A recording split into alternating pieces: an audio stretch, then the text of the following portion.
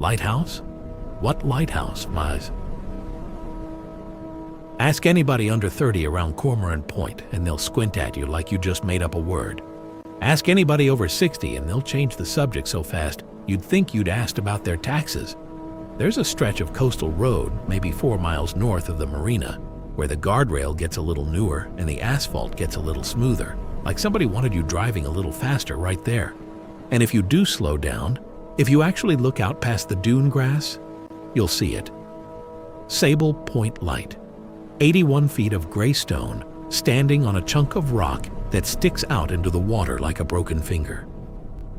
It's been dark since 1987. No blinking red light at night, no foghorn, nothing.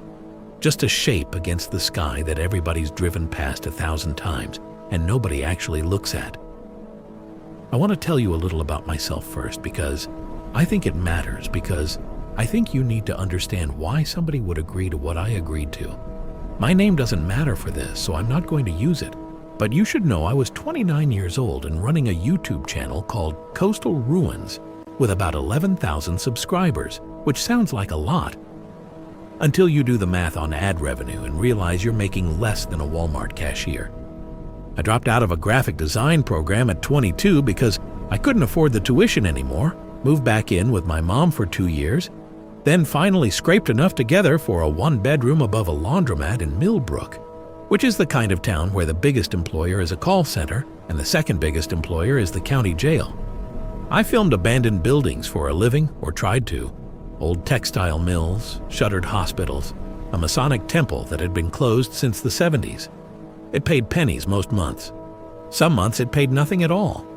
I was 3 months behind on rent, and my landlord, a guy named Pete who smelled permanently of cigarettes and icy hot, had started leaving notes taped to my door instead of just knocking. So when I say I was looking for something, I mean I was looking for the kind of video that gets picked up by a bigger channel or goes viral on its own, or at the very least gets me enough ad revenue to not have to sell my grandmother's ring, which I'd been keeping in a sock drawer like some kind of last resort I was too proud to actually use. Sable Point Light had always been on my list. Every urban explorer on the East Coast has heard of it, the way you hear about a haunted house from a friend of a friend. It closed in 1987, officially, because of budget cuts when the Coast Guard automated most of its remaining lighthouses and decided Sable Point wasn't worth the money to maintain. That's the official story. The unofficial story, the one you find if you spend enough nights on forums that haven't been updated since 2011, is that the last keeper, a man named Ellis Pruitt, disappeared 11 days before the decommissioning notice went out, and that the search for him turned up nothing. Not a boat, not a body, not so much as a boot on the rocks. His wife left town within the month. Nobody around Cormorant Point likes to talk about the Pruitts anymore, and if you bring it up at the diner, you'll get the same blank, polite stare I got the first time I tried. What nobody talks about, and what took me an embarrassing number of hours of digging through microfiche scans to find, was that Sable Point wasn't the first structure on that rock. There'd been a smaller beacon there since 1801, built by a company that ran the shipping lanes before the federal government took over lighthouse operations in the 1850s. And before that, according to one very old, very water-damaged survey map I found in a historical society database, there'd been nothing marked on the promontory at all, except a single word scratched in different handwriting across the margin. Avoid, just that. One word, no explanation, on a map that was otherwise meticulously labeled with depths and hazards and safe anchorages. I remember staring at that scan for a long time at 2 in the morning, the kind of staring where you're not really looking anymore. You're just letting your brain chew on something it doesn't have the teeth for yet. I told myself it didn't mean anything. Old maps are full of weird notations nobody bothers to explain, and I had rent due in 9 days and a landlord who'd started using the word eviction in his taped notes instead of the softer stuff he used to write.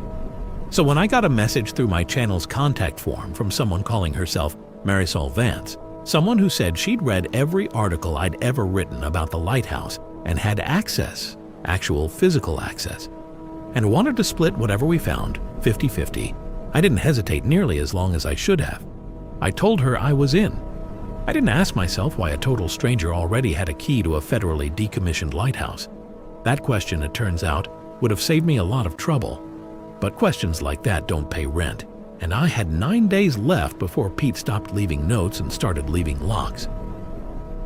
Marisol Vance showed up outside the laundromat at 9 on a Tuesday night in a Subaru Outback that had clearly seen a lot of gravel roads. And my first thought when she rolled down the window was that she looked exactly like the kind of person who'd know what she was doing, which in hindsight should have worried me more than it did.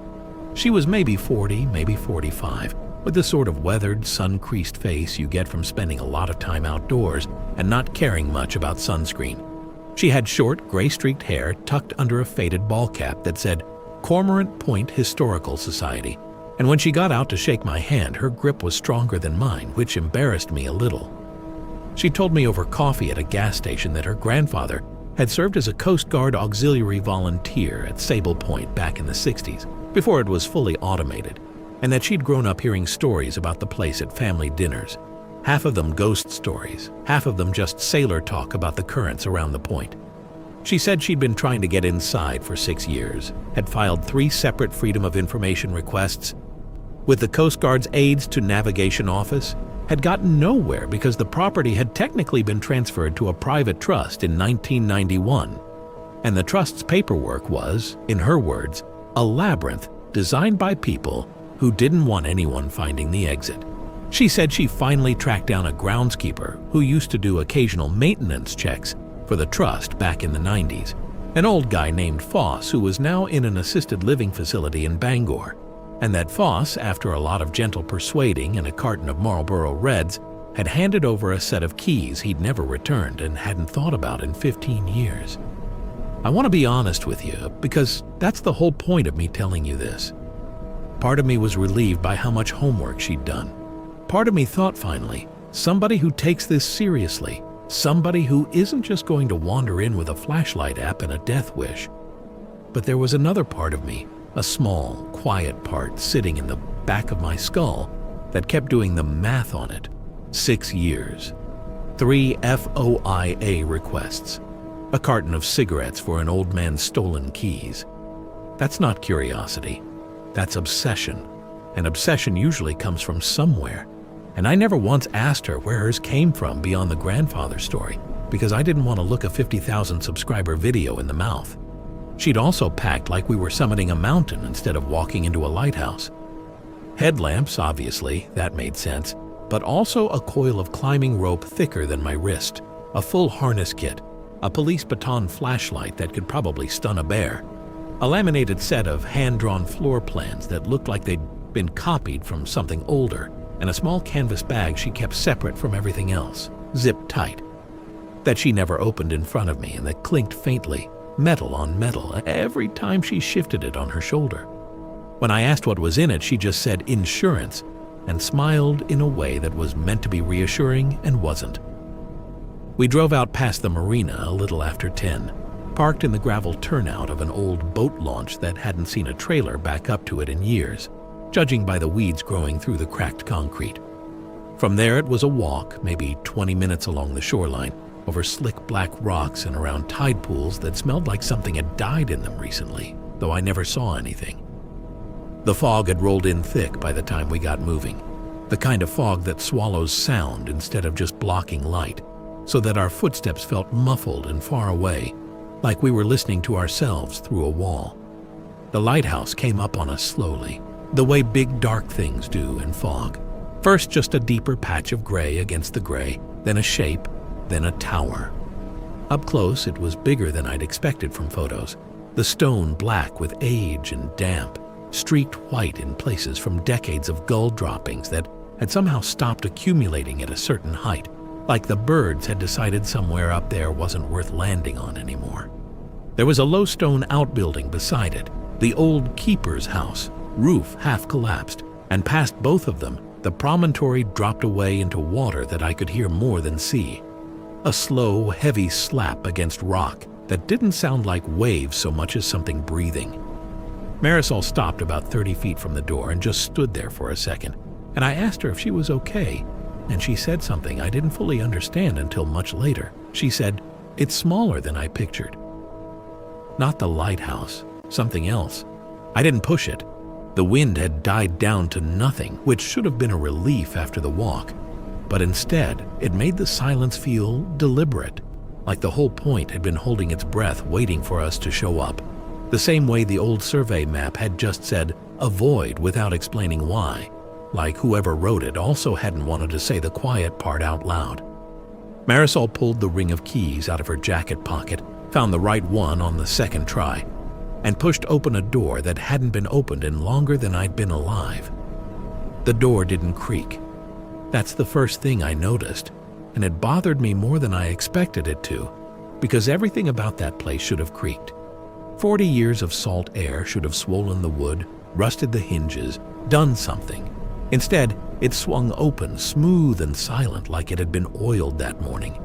And the smell that came out wasn't the smell of an abandoned building either. No mildew, no dead animal, no dust. It smelled like a basement that somebody kept dry on purpose. Cold and mineral, almost clean. Inside was a small round entry room with a spiral staircase running up the center of the tower, black iron, the kind that rings a little under your boots no matter how careful you're being. There was a wooden desk against the curved wall, and on it sat a logbook, closed, and a mug. And I want you to understand that when I say there was a mug on that desk, I mean there was still a half-inch of something dark and dried in the bottom of it. Like whoever had been sitting there had simply gotten up mid-coffee one day in 1987 and never come back to finish it. No dust had settled on it. Marisol ran her light over it for a second longer than she needed to, and I noticed her jaw tighten.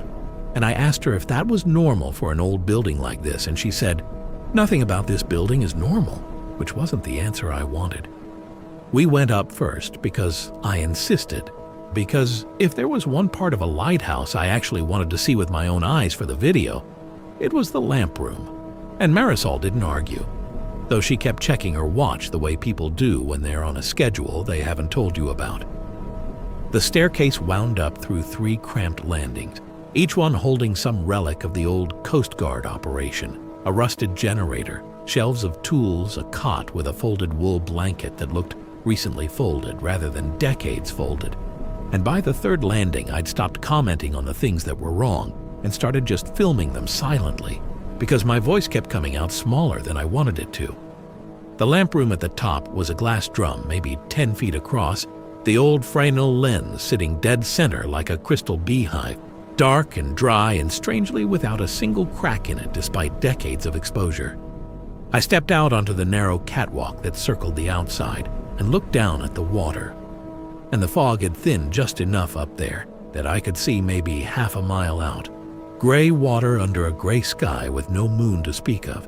And for a second, just a second, I thought I saw something pale moving under the surface out past the rocks. Not on it, under it. Like a shape gliding a few feet below the waterline in water that had to be 40 feet deep at that point. I told myself it was a seal. I've told myself a lot of things were seals since that night. When we came back down, Marisol went straight to the desk and pulled out that laminated floor plan again. Except this time, she flipped it over. And on the back was a second drawing, cruder, hand-traced, showing the lighthouse foundation and, beneath it, a chamber. A room that didn't belong on any Coast Guard blueprint I'd ever seen. Connected to the tower by a narrow passage marked with a dotted line and one word in the same handwriting as everything else on that page. Keeper's Well.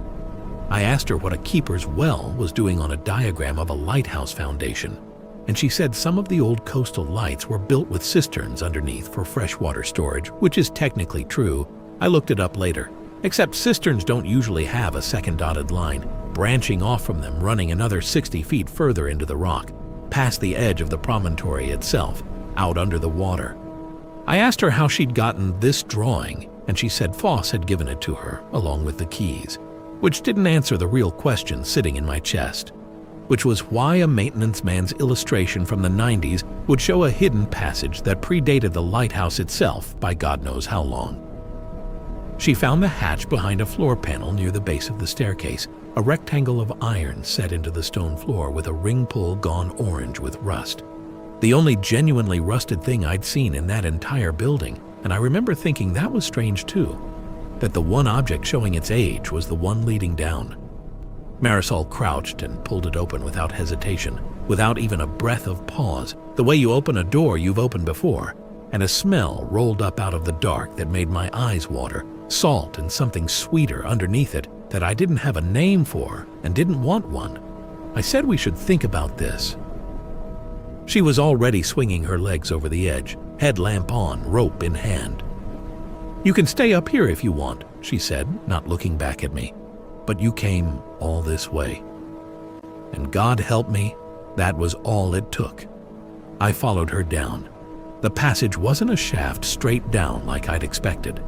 It was a staircase cut directly into the bedrock, narrow enough that my shoulders brushed both walls if I wasn't careful, and the steps themselves were worn smooth in a way that stone doesn't get from 40 years of Coast Guard maintenance visits. It gets that way from centuries, from feet, a lot of feet, over a very long time. And I remember running my hand along the wall and feeling how cold and wet it was. Wetter than it should have been for a passage supposedly sealed off from the ocean, and pulling my fingers back to find them slick with something that wasn't quite seawater and wasn't quite anything else I could name. It didn't smell like salt down there anymore. It smelled like a tide pool that had been sitting in the sun too long, if the sun ever got down that far, which it obviously never had. There were marks on the walls, maybe 20 feet down, and I want to describe them carefully because I've thought about them a lot since. They weren't letters, not any alphabet I recognized, but they weren't random either. They had a rhythm to them, repeating shapes carved deep enough that I could fit my fingertip into the grooves, spirals inside spirals, and here and there, a shape that looked almost like a hand, except the fingers were wrong, too many joints, bending in directions that hands don't bend. Marisol ran her light over them without slowing down, like she'd seen them before, or like she'd seen photographs of them before, which in hindsight is probably closer to the truth. The staircase led out into a chamber that took my breath away for reasons that had nothing to do with awe. It was maybe 40 feet across, roughly circular, with a ceiling low enough that Marisol had to duck in places, and I had to duck everywhere. The walls weren't smooth like the passage. They were rough, natural rock, except in places where something had clearly worked them, carved out alcoves at irregular heights, some big enough to hold a person curled up, some too small for anything I wanted to think about. In the center of the floor was a depression, almost like a shallow pool, empty now, dry, ringed with a raised lip of stone that had those same spiral carvings running all the way around it. Scattered around the edges of the chamber were things that had no business being there. A brass ship's bell, green with corrosion, half sunk into a crack in the floor, as if the rock itself had grown up around it over time. Pieces of what might have been rigging, rotted to threads. A boot, just one, leather gone stiff and pale, sitting upright against the wall like someone had set it down carefully and meant to come back for it. And bones, not a skeleton, not laid out the way you'd expect a body to be, just bones, scattered, some clearly old, gray and porous some, and I noticed this and immediately wished I hadn't, considerably less old than that. Marisol had gone very still, sweeping her headlamp slowly around the room like she was looking for something specific, and when she finally spoke, her voice had a reverence in it that I did not like one bit. She said this was it. She said her grandfather used to tell a story, one he swore was true, about ships that went down off Sable Point long before there was any lighthouse at all, going back to when the local Wabanaki communities wouldn't fish that stretch of water, wouldn't even name it, just called it the place you go around. She said the first beacon built there in 1801 wasn't built to guide ships past a hazard. It was built to warn them away from something, and that whoever built it had learned the hard way, over a handful of very bad years, exactly why that warning mattered, and that when the federal government took over the coastline in the 1850s and modernized everything, somebody in a records office decided that a superstition wasn't worth preserving in an official capacity, so the story got quietly dropped from every survey after that, except for one word, scribbled defiantly in a margin by someone who apparently didn't care what the official capacity thought. I asked her, and my voice came out thinner than I wanted, why any of that meant we should be standing in the room the warning was about. She smiled at me in the dark, headlamp throwing weird shadows up under her own chin, and said something I still haven't fully forgiven myself for not walking away from right then. She said, "Because my grandfather didn't go around it. He went in, and he never came back the same." Before I could ask what that meant, something scraped, deep in the dark, past the far edge of the chamber, low and slow and deliberate, like a stone being dragged an inch across another stone, and Marisol's light snapped toward the sound a full second before I even registered I should be afraid of it. Neither of us moved for what felt like a very long time, though it was probably only 10 or 15 seconds. My headlamp locked on the same dark gap in the rock that Marisol's was, both of us waiting for the sound to repeat itself so we could tell ourselves we'd imagined it the first time. It repeated itself, slower this time, longer, a dragging scrape, followed by something that might have been a breath. If breath could sound wet and enormous at the same time, coming from somewhere past a low opening in the far wall that led, as far as I could tell in that light, to another passage branching off even deeper into the rock. I whispered that we should go, and Marisol didn't answer. She just took a step toward the opening, which was exactly the opposite of what I wanted from her in that moment. I grabbed her sleeve and she shook me off without looking at me, and that's when I saw it, just for a second, just long enough to burn itself into whatever part of my brain keeps things forever, whether you want it to or not. A hand. Not reaching out of the opening exactly, more like resting on the edge of it, pale gray, swollen in a way that skin gets after a long time in water.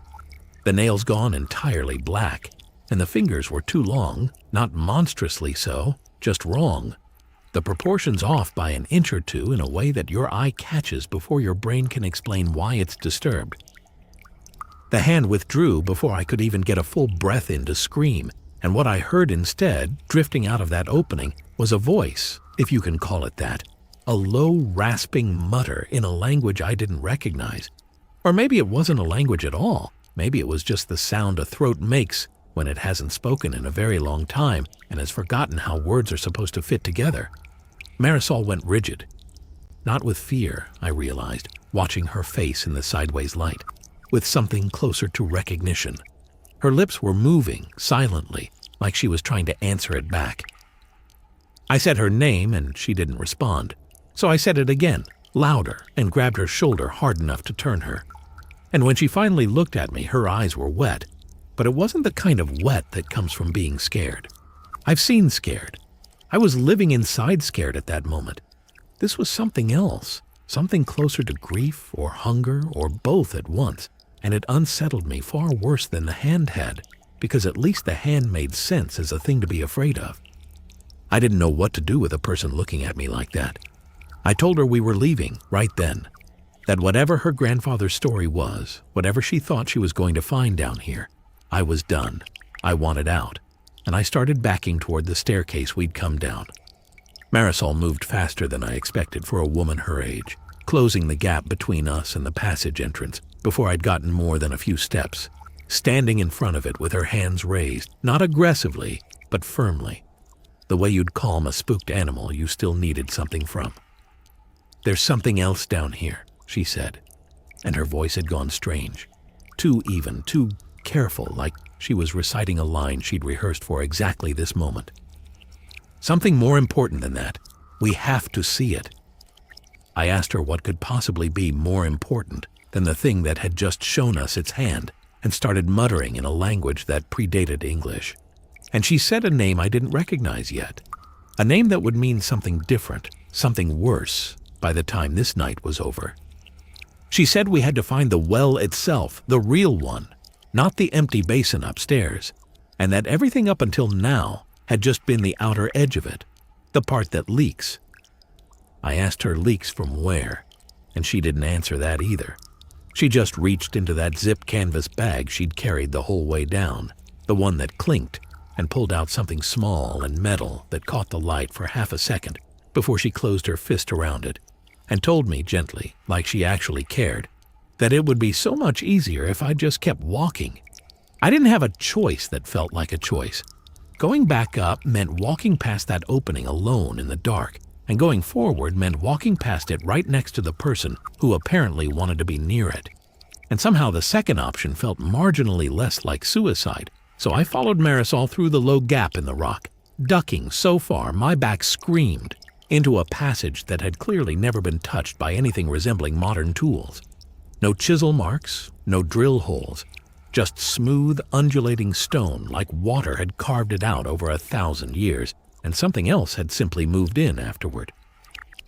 The passage sloped downward at a grade steep enough that I had to brace my hand against the wall, and the wet cold from before turned into something closer to damp heat the further we went, which made no sense at all for a tunnel running under the Atlantic, and I noticed Marisol's breathing had changed too, gone shallow and quick, though I couldn't tell anymore if that was fear or excitement, and by that point I wasn't sure she could tell either. The muttering sound had stopped, but in its place was a kind of pressure in my ears, the way your ears feel on a plane before they pop, except it never popped. It just sat there, thick and wrong, the whole time we walked. We came out into a second chamber, bigger than the first, the ceiling lost somewhere above the reach of our headlamps, and the floor here wasn't rock. It was packed earth, uneven, and half sunk into it at odd angles were ribs. Actual ship's ribs, curved timber beams the size of my leg, blackened and swollen with age, laid out in a pattern that made it clear this hadn't been one wreck dragged in here by chance. There were at least 3 separate hulls tangled together under that floor, maybe more, and threaded between the timbers, almost decorative in the worst possible way, were more bones and rope, and here and there the corroded green shape of an old lantern or a belt buckle or a boot heel. That's where I saw it the second time, and this time I got a good look, longer than I wanted, long enough that I still see it when I close my eyes on nights I don't sleep well. It came up out of the packed earth near the far wall, like it had been resting just beneath the surface. And I want to be careful how I describe this, because I don't fully believe my own eyes about it even now. It had the general shape of a man, tall, taller than any man has a right to be, and its skin, if that's the word, had the gray, waterlogged texture of something that had drowned decades ago and simply never finished rotting, stalled somewhere between alive and gone. Its face was the worst part, not because it was monstrous exactly, but because underneath the swelling and the discoloration, I could still see the shape of an actual human face, cheekbones, a jaw, the ghost of features that had once belonged to somebody with a name. Marisol didn't run. She stepped toward it, actually toward it, and said something under her breath that sounded almost like a prayer or an apology, and the thing turned its head toward her with a slow, wet creak. And for one horrible second, I thought it recognized her. It didn't move to attack. It just stood there, swaying slightly, water running steadily off it onto the packed earth, even though nothing up here should have been dripping wet. And I understood, in the specific animal way your body understands things before your mind catches up, that this was Elias Pruitt, the last keeper, the one who disappeared 11 days before the lighthouse was decommissioned. He hadn't gone missing. He'd gone down. I grabbed Marisol's arm and pulled her back, and this time she came, though her eyes stayed locked on the thing the whole retreat. And it was while we were backing away that my foot caught on something in the dirt and I stumbled, and my hand landed flat on a piece of oilcloth half buried near the wall, wrapped around something rigid. I pulled it free without thinking, purely reflex, the kind of thing you do when you're falling and you grab whatever's closest. It was a logbook, leather cover swollen and cracked, and stitched into the inside cover, faded but legible, was a name. Not Pruitt, Vance. And beneath it, in smaller writing, a date from 1961, and the words property of C. Vance, keeper's assistant, which meant that whatever Marisol had told me about a grandfather who'd merely heard stories at family dinners was, at absolute best, only half the truth. I held the logbook up so she could see the name, and something in her face changed, Not surprise, exactly, more like the specific relief of someone who's been carrying a lie so long they're almost grateful to set it down. She didn't try to take it from me. She just sighed, this long, tired sound that didn't belong in a place like that, and said, "That's my grandfather's book. He wasn't just a Coast Guard volunteer. Back in the 60s, he served 6 years as assistant keeper under a man named Silas Odom, decades before anybody around here had ever heard the name Elias Pruitt. My grandfather was the one who found the passage. He was the one who wrote that word on the survey map, avoid, except he wrote it after he'd already gone in, not before, because he wanted other people to have the warning he never got."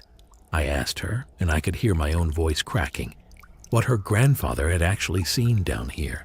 And she said he never fully told her, not in words, but that he'd spent the last 15 years of his life writing letters he never sent and drawing maps he never filed, and that he died 3 years ago in an assisted living facility 2 counties over, whispering the same phrase over and over to nurses who thought he had dementia.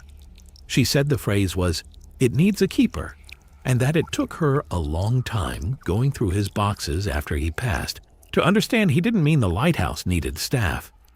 He meant the thing underneath it needed to be fed something specific, on a schedule.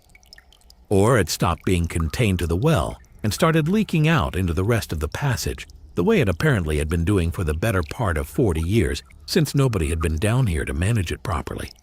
I asked her what she meant by fed, and she wouldn't answer that directly, but she started talking faster, the way people do when they're trying to get through the ugly part of a story before you can stop them. And she said her grandfather's notes described the ritual the way it had apparently been performed by keepers going back to whoever built that first crude beacon in 1801. Somebody had to go down. Somebody had to be offered. Not killed, not exactly. She was very insistent on that distinction, though I have no idea what it actually meant in practice. Offered willingly or not, and in exchange the thing stayed quiet, stayed contained, stayed the reason ships avoided that water instead of the reason they sank in it. I told her I understood now, and my voice came out flatter than I meant it to. Flat in the way you get when your brain is trying to protect you from feeling something all at once. I asked her if that was why she needed me, specifically me, and not some random hired hand, and she hesitated just long enough to answer the question before she said anything. She said the wells respond better to willing volunteers than to people dragged down against their will, and that people who film abandoned places for a living, people chasing views and desperate for a story, people 3 months behind on rent, tend to be remarkably willing to walk toward things they shouldn't if you just dangle the right amount of money and mystery in front of them. She said it almost gently, like she thought that made it kinder. I don't remember deciding to run. I just remember running, back the way we'd come, boots slipping on the packed earth, headlamp beams swinging wildly across ship's ribs and bone, and the swollen gray shape of Elias Pruitt still standing exactly where we'd left him, watching without moving as I passed. I hit the low opening back into the first chamber and ducked through it and kept going toward the staircase, except the staircase wasn't where I remembered it being. The chamber had rearranged itself, or I'd lost my sense of direction completely in the panic, because the wall where the steps should have been was smooth, solid rock. No gap, no passage, nothing but those same spiral carvings staring back at me in the light like they were laughing. I spun around looking for Marisol, for anyone, and her headlamp beam had already vanished somewhere behind me, in the dark, swallowed by a turn in the tunnel I couldn't find my way back to. I called her name once, twice. My voice came back to me off the rock, sounding smaller each time, and then it didn't come back at all, because something down here had started listening in a way that made even the sound of my own breathing feel like it was giving away my position. I made myself stop moving, which was the hardest thing I'd done all night up to that point, harder even than following Marisol down that hatch in the first place, because every instinct I had was screaming at me to keep running blind in whatever direction felt like a way. But I'd read enough about caves and old mines from research for other videos to know that panic gets people killed in places like this faster than anything actually chasing them does. So I backed myself into a shallow alcove in the rock wall, killed my headlamp to save the battery and to stop advertising exactly where I was, and just sat there in a dark so complete it felt like it had weight to it, pressing against my eyes. The sounds down there were nothing like silence once I actually listened. There was water somewhere, not dripping, more like a slow suck and release, the ocean pulling at the rock from somewhere close by, close enough that I wondered exactly how far under the seabed I actually was. There was a low, groaning creak every so often that I told myself was just the promontory settling, stones shifting the tiny fractions of an inch. It's always shifting, though it never quite sounded random enough for that. And underneath both of those, so faint I had to hold my breath to be sure I wasn't imagining it, there was something that sounded almost like breathing, slow and enormous, the kind of rhythm you'd expect from something the size of a building rather than a person. And it never sped up, never slowed down, just kept going, patient in a way that terrified me more than any sudden noise could have. I started doing the math in my head, the way you do when your brain needs something to hold on to that isn't pure fear. 1801, the first crude beacon. 1850s, the federal takeover and the quiet dropping of whatever local warning had existed before that. The Wabanaki communities who wouldn't fish that water and wouldn't name it. C. Vance, keeper's assistant, writing a void on a survey map after he'd already gone in and seen something he never fully described to his own granddaughter. Elias Pruitt, the last official keeper, gone 11 days before automation, not missing, taken, or given, or whatever the correct word was for a man who walked down a hatch and never walked back up it. And some other keeper's name I couldn't quite hold on to. No, wait, that wasn't this place. My brain was starting to mix things up in the dark, tangling this night with something I'd read once and half forgotten, and I had to force myself to breathe slow and remember where I actually was. It clicked for me sitting in that alcove, in a way that felt less like solving a puzzle and more like a cold hand closing around the back of my neck.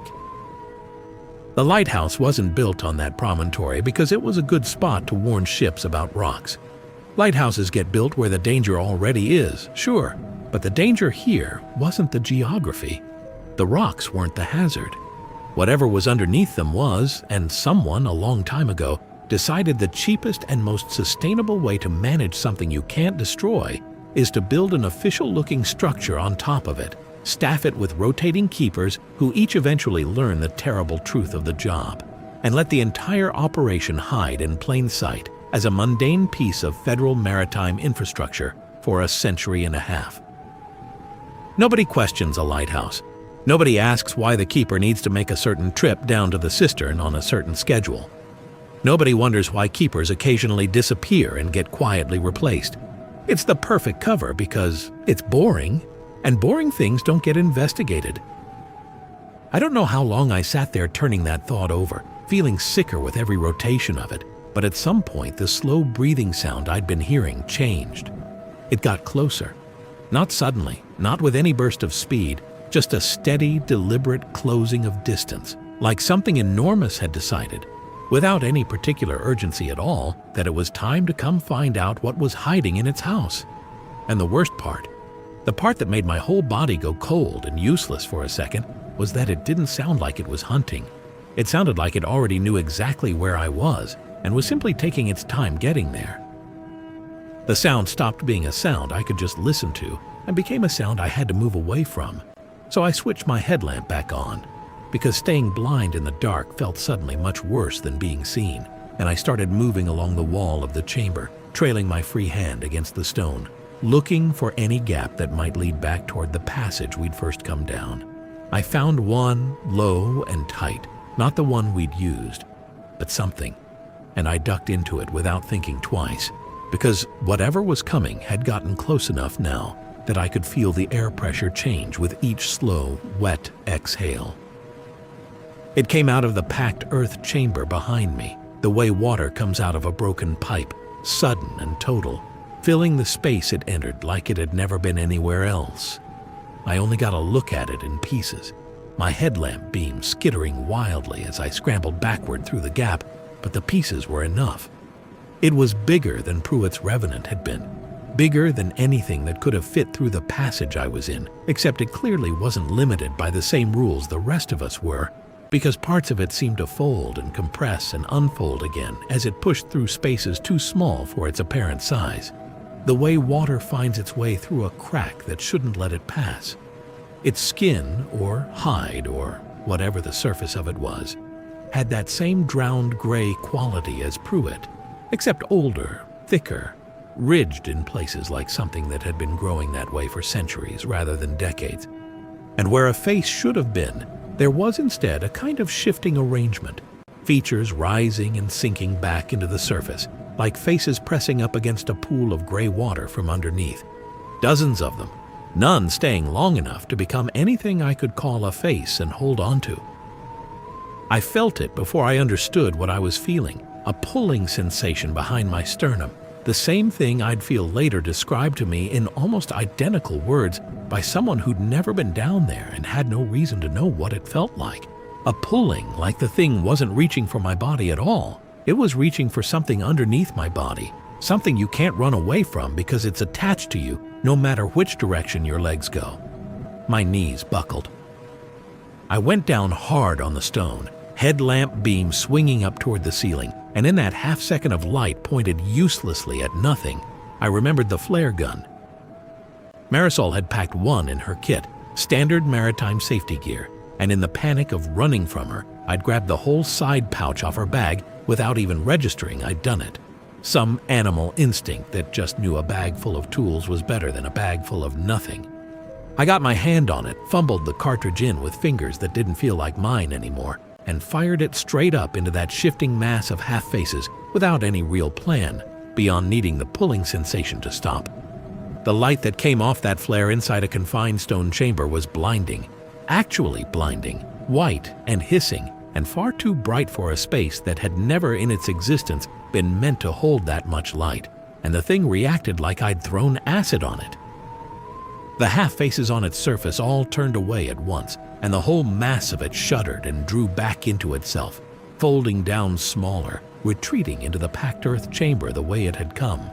And I understood something in that instant that I should have understood the moment I first saw those white streaks of old gull droppings stopping abruptly partway up the outside of the tower. This thing hated light. Not just any light, bright, sustained light. That's not a coincidence for a structure whose entire original purpose was projecting exactly that, on a rotation, all night, every night, for over 180 years. Sable Point light hadn't been built to warn ships away from the rocks. It had been built to keep this thing pacified, docile, contained, the way a nightlight keeps a child's fear quiet. And when the government automated the coastline and decommissioned it in 1987, they hadn't just cut a budget line. They'd turned off the one thing that had been holding the door shut for almost 2 centuries. I scrambled up while the light still burned and half crawled, half ran deeper into the gap I'd found, and it opened mercifully into a narrow side passage I hadn't seen before, dry, cooler, clearly older than the wet tunnels near the well. My hand caught on something as I dragged myself through, a wooden crate half rotted, and inside it, when my light finally settled on it, was a stack of yellowed ledger sheets, keeper assignment logs going back decades, and near the bottom, in ink so faded I had to hold it inches from my face to read it, was a list of names under the heading Auxiliary Watch, Cormorant Point, and 3 lines down, between 2 names I didn't recognize, was one I did, my grandmother's maiden name. I sat there in that dry side passage for longer than I should have, staring at my grandmother's maiden name on a list of auxiliary watch volunteers from Cormorant Point, trying to make it mean something other than what it obviously meant. My grandmother grew up 2 towns over from here, moved away in her 20s, never talked about her childhood much beyond a few offhand comments about a strict father and a coastline she said she was glad to leave behind. She died when I was 19, and I never once heard her mention a lighthouse or a well or anything that would have prepared me for finding her name in a stack of rotted keeper logs 60 feet under the Atlantic. But there it was, in ink, dated 1958, 3 years before the C. Vance entry in that other logbook, which meant my grandmother and Marisol's grandfather had served on the same rotation, at the same time, in the same place, doing whatever it was auxiliary watch volunteers actually did down here. I found Marisol maybe 20 minutes later, following the sound of her voice, which turned out to be her talking quietly to herself in the first chamber, the one with the shallow, dry basin at its center. She didn't look surprised to see me. If anything, she looked relieved, the way you'd look seeing a package finally arrive after tracking it for days. I held up the ledger sheet and asked her if she'd known the whole time, and she didn't bother lying to me anymore, which somehow made it worse, not better. She said her grandfather's notes had specifically flagged a small number of family lines connected to the original 19th century watch, people whose blood, for reasons she admitted she didn't fully understand and her grandfather hadn't either, seemed to matter more to whatever was down here, made an offering more effective, more likely to hold. She said when she started researching who was left from those old families, my name came up almost immediately. A ruins YouTuber 3 months behind on rent, with 11,000 followers and apparently exactly the right great-grandmother. She said the money and the video pitch were never really the point. They were just the door she needed me to walk through willingly. Because willing matters, she kept saying that. Willing matters, like it was supposed to comfort either of us. I asked her what happened to the people on those old watch rotations, my grandmother included, and for the first time all night she looked genuinely uncertain, which somehow scared me more than her confidence had. She said most of them aged out, moved away, lived ordinary lives after their rotation ended, the way my grandmother apparently had. But that a few didn't. And she didn't know which category her own grandfather had ultimately fallen into before he died in that facility, whispering about keepers. And she didn't know which category I was going to fall into either. And that not knowing was, in her words, the whole reason she needed this to work tonight. So she'd finally have an answer that made the last 6 years of her life mean something. I told her that wasn't a reason. That wasn't anything close to a reason good enough for what she'd done. And she agreed with me, flatly, without any defensiveness at all, which took the wind out of whatever anger I'd been building toward. She said she knew it wasn't good enough. She said grief makes people do things that aren't good enough all the time, and that she'd rather live with having done this than keep living with not knowing, and I understood, in a horrible way, exactly what she meant, because I'd made choices out of desperation myself that night that I wasn't proud of either. We both went quiet at the same time, and I think it was because we heard it at the same time, that same slow, patient breathing sound starting up again somewhere below us, closer to the well than before, and Marisol's face changed, the calculation in it visibly shifting from getting what she wanted to simply getting out, which I suppose is the most honest thing that ever happened between us. She looked at the passage behind her, then at me, then made a decision I genuinely didn't expect. She reached into her jacket, pulled out the ring of keys Foss had given her, the ones that opened the hatch back up into the lighthouse proper, and pressed them into my hand instead of keeping them for herself. "You have a better chance getting up that staircase than I do," she said, which wasn't kindness, just math. The same cold, practical math she'd been running the entire night, except this time it was pointed in my direction instead of against me. "Go. Don't look back at whatever's behind you. I mean that literally." Then she turned and started walking, not toward the hatch, but toward the sound, and I stood there for 1 full second trying to decide whether I owed her anything at all before the breathing got louder and made the decision for me. I ran for the hatch with the keys cutting into my palm, and behind me, I heard Marisol's footsteps moving in the opposite direction, toward the sound instead of away from it. And I want to tell you, I looked back to see what she was doing, but I didn't. Partly because she'd told me not to, and partly because some animal part of my brain had finally, mercifully, stopped asking questions and started just moving. The passage back toward the hatch wasn't where I remembered it either.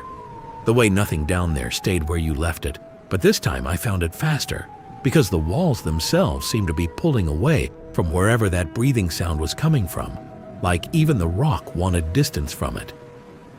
I heard Marisol scream once, behind me and below me, a sound that cut off in a way that told me everything I needed to know without making me go back and confirm it. And I kept running. The passage narrowed, then widened, then narrowed again, in a way that made me certain for one terrible stretch that I'd taken a wrong turn and was heading deeper instead of up. But then my light caught the bottom of that iron staircase. We'd descended what felt like a lifetime earlier. Rust-orange ring pull still hanging from the hatch above it, and I have never in my life been so grateful to see a piece of hardware. I took the stairs 2 at a time, keys jangling against my leg, and burst up through the hatch into the base of the lighthouse tower with a gasp that felt like the first real breath I'd taken in an hour. Cold surface air rushing into my lungs and tasting like salt and relief and nothing else. I slammed the hatch shut behind me, which I knew probably wouldn't stop anything that actually wanted to follow, but it made me feel marginally better to do it anyway. The same instinct that makes you pull a blanket over your head as a kid. I stood there for a second with my hands on my knees, not looking at the hatch, not looking anywhere near it, because some part of me understood that looking at it too long was an invitation, and Marisol's last words were still ringing in my ears. Don't look back at whatever's behind you. I mean that literally. I started up the spiral staircase toward the door, toward the fog and the rocks and the boat launch 20 minutes away, and I made it maybe a full turn and a half around that iron staircase, past the landing with the folded wool blanket, before I heard it. A single footstep on the stairs below me, not a scrape, not a drag, an actual footstep, deliberate and even, the kind a person makes, except no person had come up through that hatch behind me. I would have heard it open, I would have felt the change in air pressure, and I hadn't heard anything except my own ragged breathing since I'd slammed it shut. I froze on the landing, one hand on the cold iron railing, and forced myself to look down through the gap in the center of the spiral, down through 2 more turns of staircase into the dark below. And for just a second, in the narrow beam of my headlamp pointed the wrong way, I saw something pale looking back up at me from between the railings, patient, unhurried, already 3 steps closer than it had been when I'd first heard it. And I understood with total, sick clarity that whatever had followed me up from beneath the lighthouse hadn't needed the hatch at all.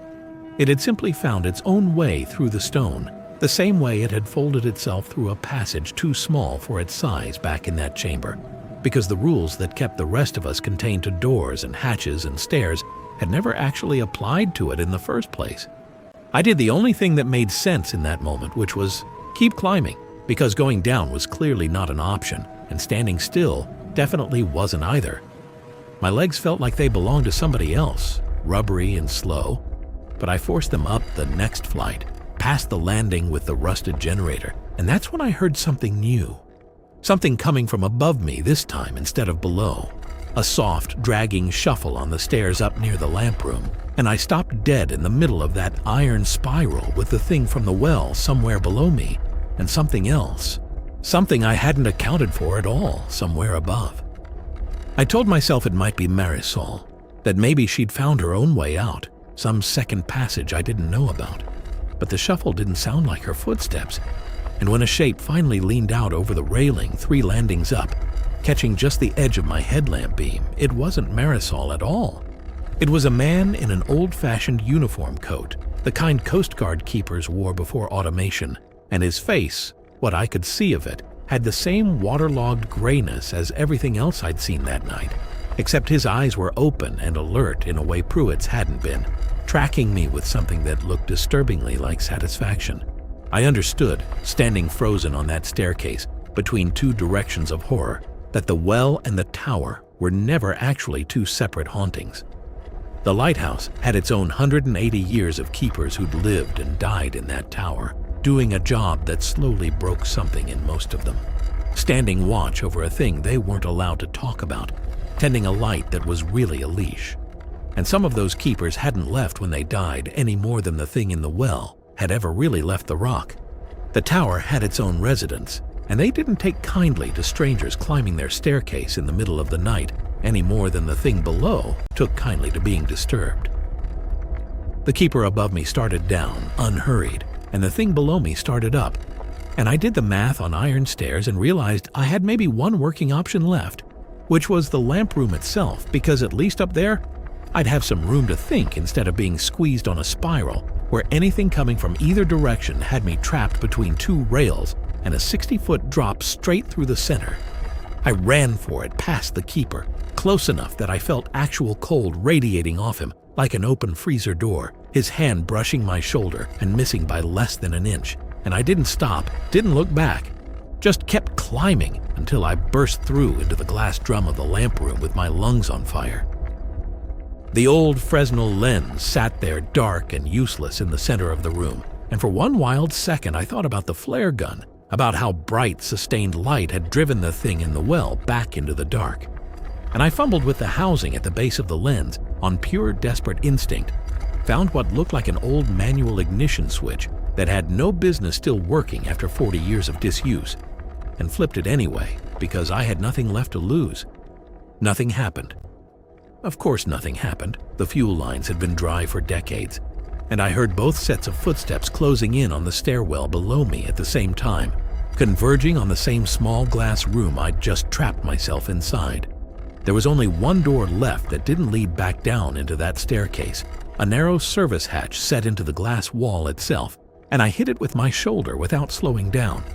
And it gave, swinging open onto the narrow iron walkway that circled the outside of the lamp room, 80 feet above black water and jagged rock, with nothing but cold night air and fog between me and the drop.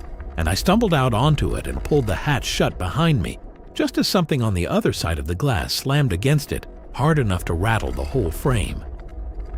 The walkway was maybe 2 feet wide, iron grating slick with fog and old salt, and the railing came up to about my hip, which felt like nowhere near enough given what was on the other side of the glass behind me and what was 80 feet straight down in front of me. I pressed my back against the drum of the lamp room and just stood there for a second, breathing hard, watching my own breath fog out in front of my headlamp beam and disappear into the dark. And for the first time since Marisol had opened that hatch back at the base of the tower, I had nowhere left to run to. I'd finally hit the edge of the map. I want to tell you what I thought about standing out there, because it wasn't what I expected to think about. I didn't think about the flare gun, or the keys still digging into my palm, or even the two things pacing somewhere on the other side of that glass, waiting me out with a patience that honestly scared me worse than any lunge would have. I thought about my landlord's handwritten notes taped to my door, about the specific slant of his handwriting when he wrote the word eviction, about how badly I'd wanted 50,000 YouTube subscribers to mean something, to add up to a life that felt like it was going somewhere instead of one that just kept treading the same water year after year. I thought about how easy it had been for Marisol to find me, not because I was special, but because I was exactly the kind of person this whole thing needed. Tired and broke and hungry for a story big enough to finally matter, and how she hadn't even had to work that hard to get me to say yes. I thought about my grandmother, dead 10 years now, and wondered what she'd carried out of this place when she left it as a young woman, what she'd decided not to tell her own daughter, what it had cost her to build an entire life 2 towns over, pretending the coastline behind her didn't exist. I thought about Marisol too, standing in that chamber telling me not knowing was worse than any answer, walking toward that sound instead of away from it, and I realized I understood her more than I wanted to. We'd both spent years chasing something that was supposed to fill a hole that had nothing to do with money or grief or lighthouses at all, and we'd both been willing to walk toward genuinely terrible things, because at least terrible things felt like movement, felt like finally doing something instead of just enduring another month of rent and silence. That's when I heard it. Out past the rocks, a sound rising up through the fog from the water below, low and long and mournful. And it took me a full second to place it, because it was so completely out of context for where I was standing. It was a bell, a ship's bell, ringing slow and steady, the way they ring when a vessel is moving carefully through fog with no other way to signal its position. And when I forced myself to look down and out past the promontory, I saw a light. Not electric, not a flashlight or a boat's running lamp, but something warmer and more unsteady than that. An orange glow bobbing low on the black water, exactly the kind of light you'd see from a lantern hung on the deck of a ship that had no business existing anymore.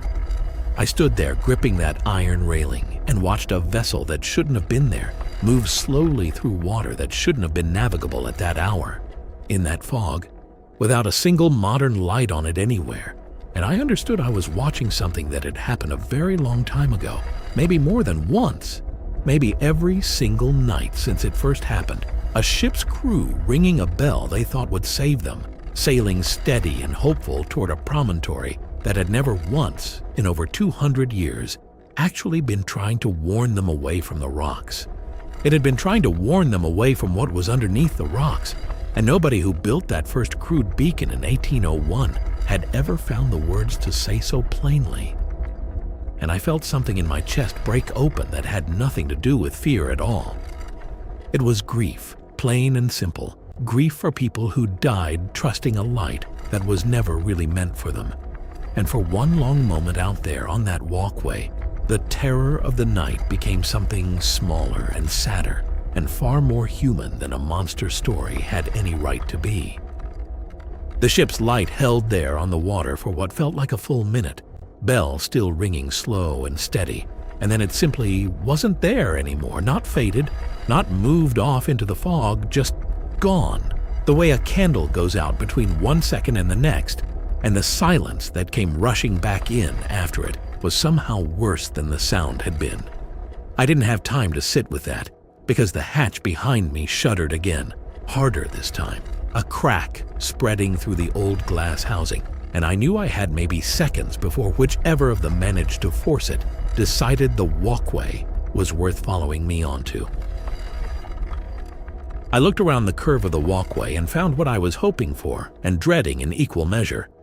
A rusted maintenance ladder bolted to the outside of the tower, running down the exterior wall toward what had once been a small landing platform near the base, the kind of thing Coast Guard crews would have used to service the lens housing from outside without going through the tower at all. It looked like it hadn't held a person's weight in decades, and half the rungs were streaked orange with rust in a way that made my stomach drop just looking at them. But the glass behind me cracked again, louder, and that decided things for me faster than any inspection could have.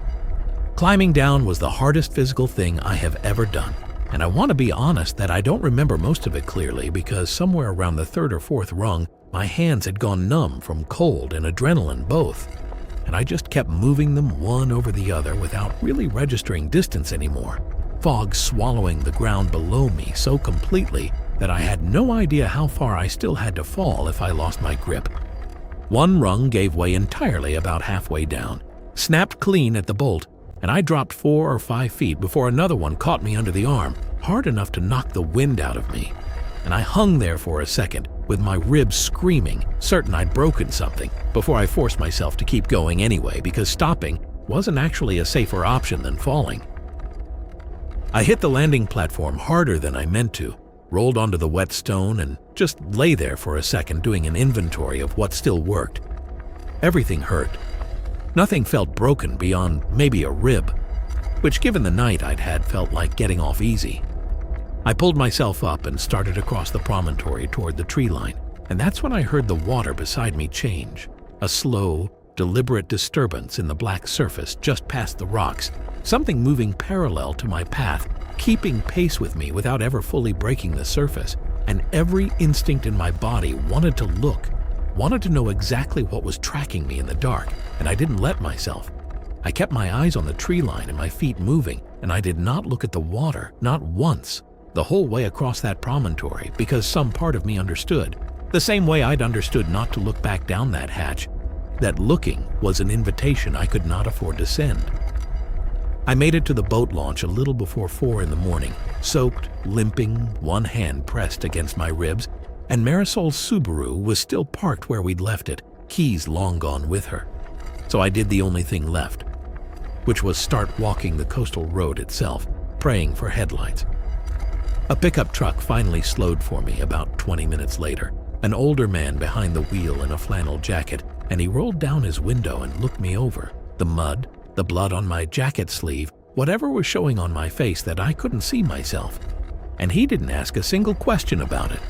He just said, "Get in," and drove me the rest of the way into town without turning the radio on, and right before I got out at the gas station where I'd left my own car, he looked at me sideways and said, "You were out past the point, weren't you?" It wasn't really a question. I didn't answer it. He nodded once, like that was the answer he'd expected, and drove off before I could say anything else. And I never saw him again, and I never found out how he knew. I ended up with 2 cracked ribs, a knee that still aches when it rains, and a scar along my forearm I never bothered to get looked at, because by the time I noticed it, the bleeding had already stopped and I didn't have a story I was willing to tell an emergency room doctor. I told my landlord I'd fallen hiking, same story I gave the trucker, except this time nobody looked at me sideways because Pete didn't actually care why I was hurt. He just cared that I finally had a check to hand him, which I did 3 days later, when a wire transfer showed up in my account for exactly $82,000 from an account I couldn't trace and never tried very hard to. I didn't touch that money for a long time.